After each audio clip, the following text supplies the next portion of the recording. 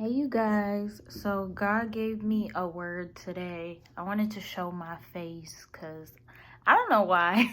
I just felt like, it's nice to hear a word and be able to see somebody so you can relate with your girl. So, um, so for the past 2 days, I've been seeing the numbers 1221, so 1221. And I looked it up today, and I saw a verse, and I don't remember the verse. I might put it in the description, the first verse that I saw, but I saw that verse, and it fit with what I felt like God was saying, but then I saw another verse, and so I clicked on it, and when I read that verse by itself, it didn't really make sense, but then when I read the whole chapter, it made sense. So now I kind of understand what God is saying with this message, which is why I'm giving it. So I'm going to read Ezekiel 12, all of it, and it's 28 verses, and yeah. So, signs of the coming captivity. Then the word of the Lord came to me, saying, Son of man, you are living in a rebellious house. They have eyes to see, but do not see, and ears to hear, but do not hear, for they are a rebellious house. Therefore, Son of man, pack your bags for exile. In broad daylight, set out from your place and go to another as they watch. Perhaps they will understand, though they are a rebellious house. Bring out your baggage for exile day by day as they watch. Then in the evening, as they watch, go out like those who go into exile. As they watch, dig through the wall and carry your belongings out through it. And as they watch, lift your bags to your shoulder and take them out at dusk.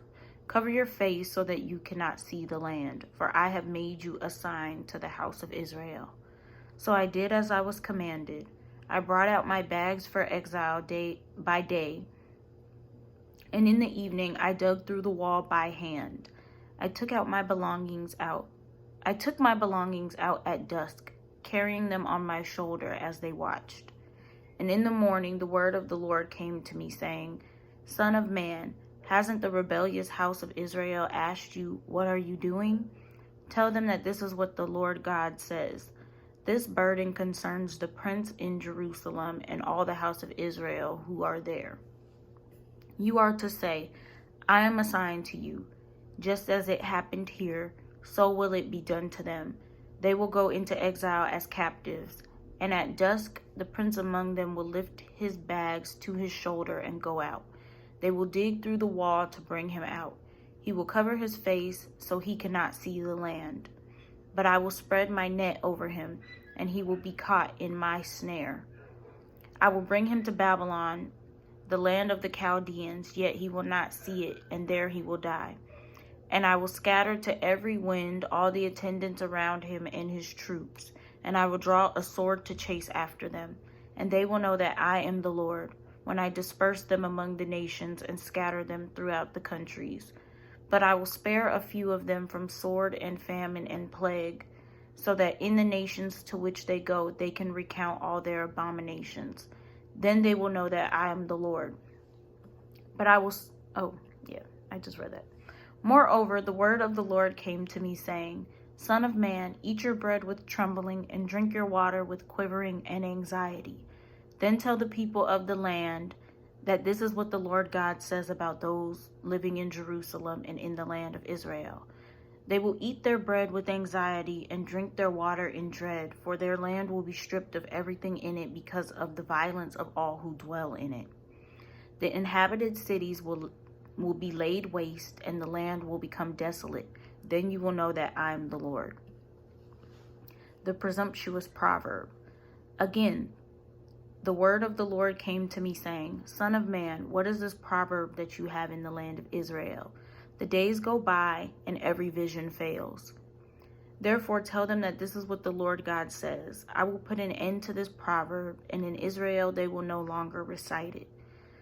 But say to them, the days are at hand when every vision will be fulfilled, for there will be no more false visions or flattering divinations within the house of Israel, because I, the Lord, will speak whatever word I speak, and it will be fulfilled without delay.